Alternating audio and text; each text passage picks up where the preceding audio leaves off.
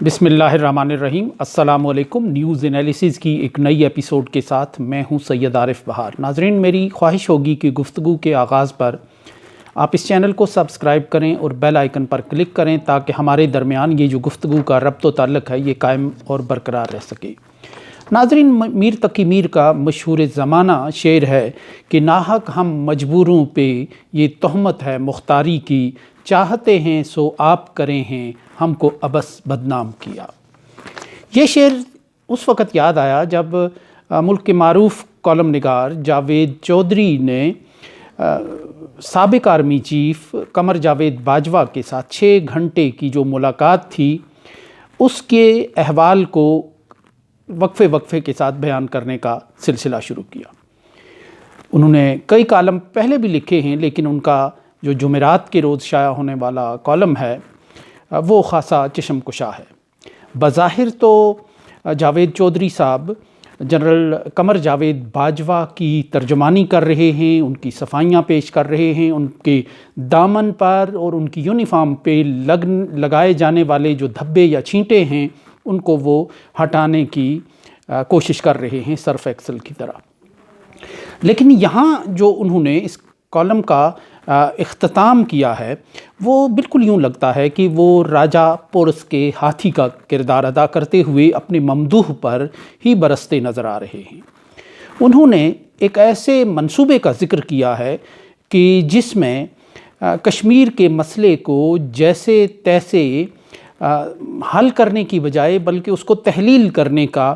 ایک سوچ اور ایک نظریہ غالب ملتا ہے۔ جاوید چودھری صاحب اپنے اس چند مزید واقعات کے عنوان سے اپنے اس کالم میں رقم تراز ہیں کہ فوج کے 2020 میں نریندر مودی کو پاکستان آنے کے لیے بھی رضامند کر لیا تھا فوج نے،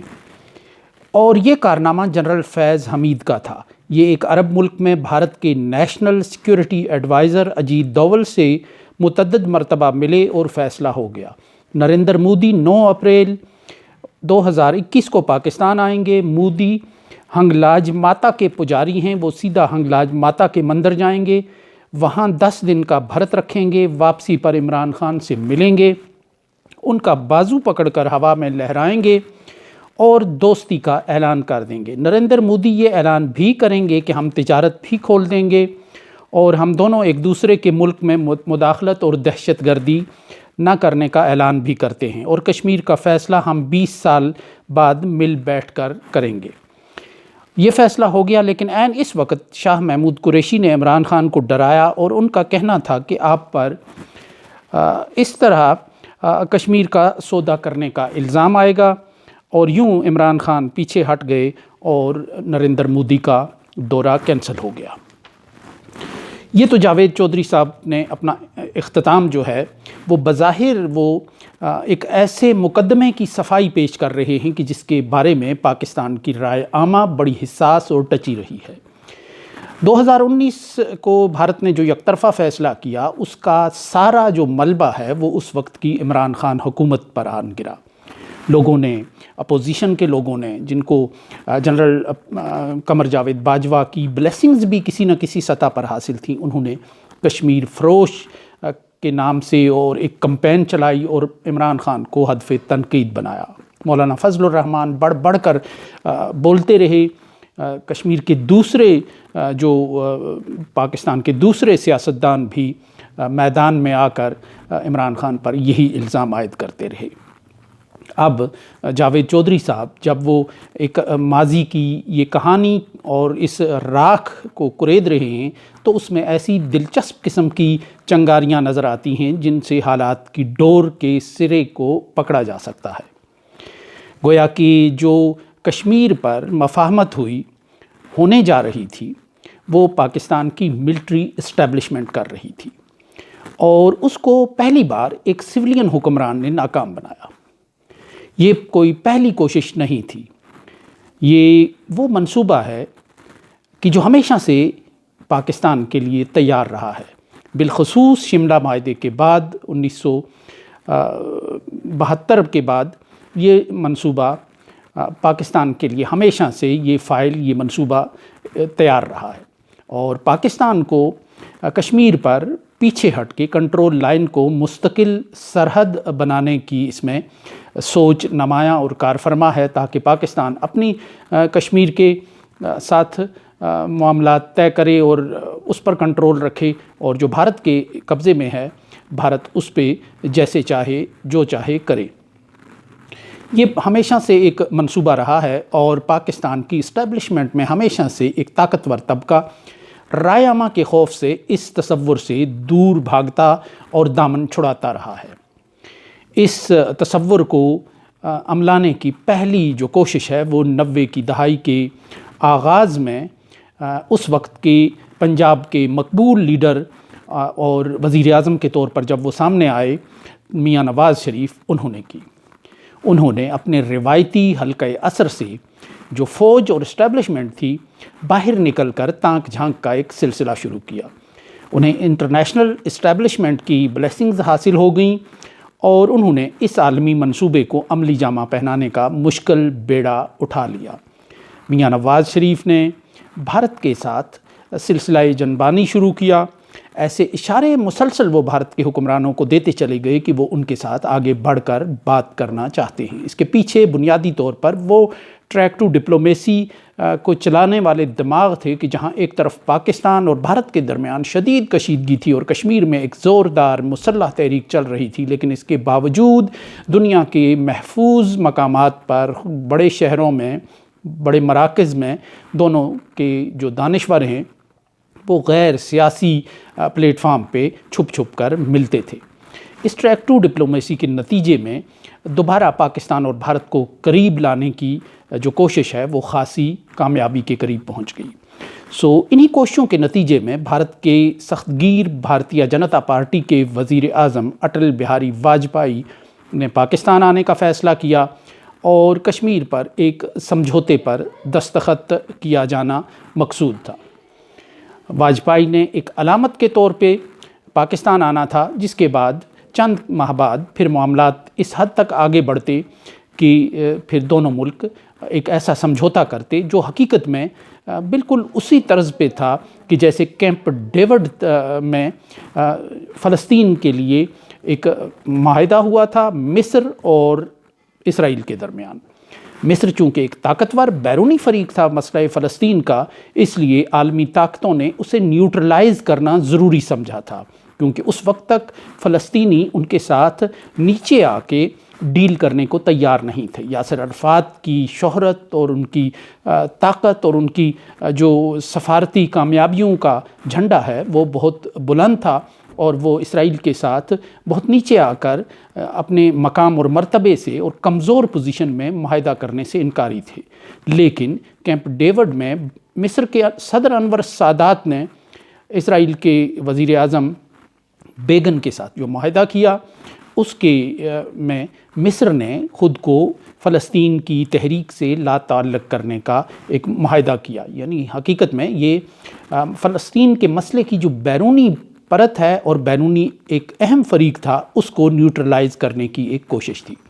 مصر اس تحریک سے الگ ہو گیا تو چند برس بعد ہی انور سادات ایک پراسرار گولی کا شکار ہو گئی، لیکن بہرحال جو معاہدہ ہو چکا تھا اس میں مصر اس سے پیچھے کبھی نہ ہٹ سکا۔ وہ فلسطین کی تحریک سے لا تعلق ہو گیا اور یہ فلسطینیوں کے برے دنوں کا ایک نیا آغاز ثابت ہوا۔ پھر 90 کی دہائی میں جو دوسرا اہم ملک تھا اردن، اس کے شاہ حسین نے بھی بادشاہ نے خود کو ایک اور معاہدے کے ذریعے فلسطین کی تحریک سے الگ کر لیا۔ تقریباً کشمیر کی تحریک پاکستان کی جو ایک سیاسی اور سفارتی سپورٹ کے ساتھ چلتی رہی ہے، اور یہ ایک بیرونی پرت ہے اس کشمیر کے تنازع کی، اور بھارت میں یہ سمجھا جاتا ہے کہ کشمیریوں کو جب تک یہ بیرونی سہارا میسر ہے وہ ان کی انڈینائزیشن نہیں ہو سکے گی، وہ ذہنی اور عملی طور پر کنٹرول لائن سے پار دیکھتے رہیں گے۔ اس لیے بیرونی طاقتوں نے اور خود بھارت کی بھی یہ خواہش ہے، اور پاکستان کے اندر بھی ایسے عناصر موجود رہے ہیں جن کی یہ خواہش ہوتی ہے کہ پاکستان اس معاملے سے خود کو الگ کر لے۔ وہ مسئلہ کشمیر کے ایک متحرک فریق کے طور پر اپنا کردار ادا نہ کرے. تو اس لحاظ سے یہ بالکل کیمپ ڈیوڈ طرز کا ایک معاہدہ ہے جس کی فائل ہمیشہ سے درازوں میں پڑی ہوتی ہے. نواز شریف جو ہی ایک معاہدے کے قریب پہنچ چکے تھے، لیکن پاکستان کی ملٹری اسٹیبلشمنٹ نے جنرل پرویز مشرف کی قیادت میں کارگل کر دیا، اور جس کے نتیجے میں پھر یہ ساری قالین لپیٹ دی گئی، بساط لپٹ گئی، اور اس کے بعد کشیدگی کے ایک نئے دور کا آغاز ہوا. یہاں تک کہ جنرل پرویز مشرف نے میاں نواز شریف کو برطرف کیا، اور کچھ عرصہ تک وہ آگرہ کے مذاکرات تک وہ ایک بڑے زوردار تنتنے اور دبدبے کے ساتھ بھارت کے ساتھ بات کرتے رہے. لیکن پھر ایک ان کا دورہ ہوا دلی میں، انہوں نے اپنی آبائی حویلی نہر والی حویلی کا دورہ کیا. وہاں سے جنرل پرویز مشرف کی سوچ اور فکر بدلنے لگی. انہوں نے آگرہ والے پرویز مشرف کو آگرہ میں چھوڑ کر دلی والے پرویز مشرف کو آگے بڑھانے کا فیصلہ کیا، اور انہوں نے بھارت کے ساتھ بڑی کمزور شرائط پر اسی معاہدے کو جس کی بنیاد پر نواز شریف معتوب ٹھہرے تھے، اسی معاہدے کی فائل دوبارہ نکال کر بھارت کے ساتھ ایک اور امن سمجھوتا کرنے کی طرف پیش رفت شروع کی. پاکستان کے اس وقت کے وزیر خارجہ خورشید محمود قصوری اپنی کتاب میں بھی لکھتے ہیں اور انٹرویوز میں بھی یہ انکشاف کر چکے ہیں کہ اب ہم معاہدے کے صرف 3 مہینے کی دوری پر تھے کہ وکلا تحریک شروع ہوئی، اور وکلا تحریک نے جنرل پرویز مشرف کے پیروں تلے سے قالین کھینچنے کا آغاز کر دیا. یوں جنرل پرویز مشرف بھارت کے ساتھ منموہن سنگھ کے ساتھ جن کی کیمسٹری مل چکی تھی معاہدہ نہ کر سکے. میاں نواز شریف اور واجپئی کے معاہدے کی ناکامی کے بعد جنرل پرویز مشرف اور منموہن سنگھ کے درمیان کشمیر پیس ڈیل انجام تک نہ پہنچ سکی. 2-4 ہاتھ جب لب بام رہ گیا کہ مصداق جنرل پرویز مشرف کمزور ہوتے چلے گئے، اور یوں جنرل پرویز مشرف کے اقتدار کی بساط لپیٹنے کا جو کام ہے اور اس پیس ڈیل کو ناکام بنانے کا کام ہے، وہ یوں سمجھیں کہ جنرل کیانی نے انجام دیا. اس کے بعد کمانڈ سٹیک انہیں ہی حاصل ہوئی، اور انہوں نے جنرل پرویز مشرف کی کشمیر پالیسی اور اس ڈیل پر پھر ایک سپیڈ بریکر لگا دیا، اور یہ کام رک گیا. اب جنرل قمر جاوید باجوہ نے دوبارہ جب وہ ایکسٹینشن کے بعد آرمی چیف بنے اور ان کے توسیع ہوئی ان کی مدت ملازمت میں، تو انہوں نے ایک نئے آغاز کا فیصلہ کیا. وہ دوبارہ وہ فائل میاں نواز شریف اور جنرل پرویز مشرف جس فائل کی طرف ہاتھ بڑھاتے ہی اپنے اقتدار سے محروم ہو گئے تھے، انہوں نے اسی فائل کو دوبارہ ہاتھ لگانے کا فیصلہ کیا. جنرل قمر جاوید باجوہ بھارت کے ساتھ پیس ڈیل میں چلے گئے تھے، اور جس کی کہانی اب جاوید چودھری صاحب سنا رہے ہیں. اور خود بھارت کے اخبار نویسوں نے یہ آہستہ آہستہ انکشاف کرنا شروع کیا تھا کہ پاکستان اور بھارت کے درمیان مذاکرات چل رہے ہیں، اور عرب ملکوں میں مذاکرات کا ایک سلسلہ جاری ہے دوحہ میں. اور جب عمران خان اور جنرل قمر جاوید باجوہ کی ایک کھٹ پٹ شروع ہوئی، تو اس وقت بھارت کے میڈیا میں پروین سوامی نامی ایک صحافی کا ایک آرٹیکل چھپا، جس میں انہوں نے کہا کہ شاید اب جنرل قمر جاوید باجوہ کی مدت ملازمت ختم ہو، لیکن یہ ایک سوالیہ نشان ہے اور پریشانی کی بات ہے کہ اب ان کے جو پیس پروسیس ہے اس کا کیا ہوگا جو انہوں نے شروع کیا تھا بھارت کے ساتھ. اس کا مطلب ہے کہ جنرل قمر جاوید باجوہ اسی راستے پر چل رہے تھے جس راستے پر چلنے کی بنا پر نواز شریف اور پرویز مشرف معتوب ہوتے چلے گئے. انہوں نے اسی خوفناک ٹائم بم کو چھونے کا فیصلہ کر لیا تھا کہ جس ٹائم بم نے ایک فوجی حکمران اور ایک سویلین حکمران کے اقتدار کے بخیے ادھیڑ کر رکھ دیے تھے. جنرل قمر جاوید باجوہ کشمیر پر جو ڈیل کرنا چاہتے تھے وہ جاوید چودھری صاحب کو انہوں نے خود اپنی زبان سے عیاں کر دی ہے، اور اب پاکستان کے عوام پر یہ ہے کہ وہ یہ فیصلہ کریں کہ کشمیر فروشی کون کر رہا تھا. اس کہانی سے یہ لگتا ہے کہ عمران خان پہلے سویلین حکمران ہیں جنہوں نے جنرل قمر جاوید باجوہ کی اس ڈیل کو ناکام بنا دیا، اور یہ ڈیل منطقی انجام تک نہ پہنچ سکی. اب عمران خان نے کس بنیاد پر یہ اتنا سٹینڈ لیا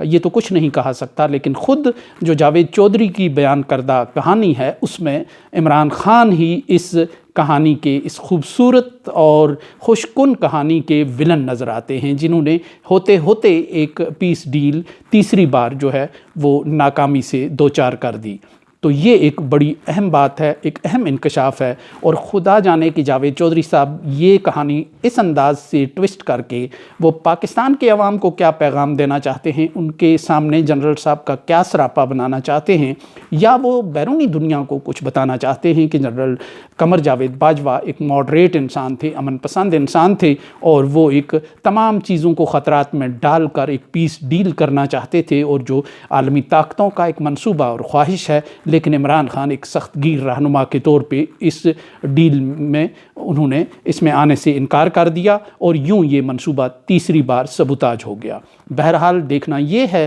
کہ عمران خان نے اتنا بڑا ایک سولین حکمران کے طور پہ اتنا بڑا فیصلہ اپنے طور پر لیا، یا انہیں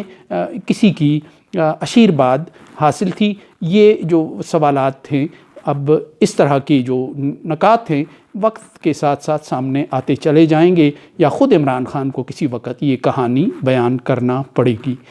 یوں لگتا ہے کہ جو کشمیر پر پیس ڈیل ہے وہ تیسری بار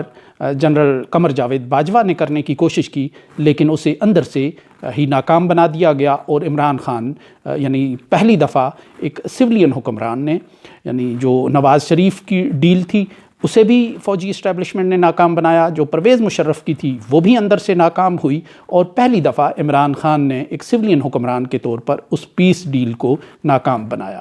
اس کے ساتھ ہی اجازت دیجیے، اللہ نگہبان۔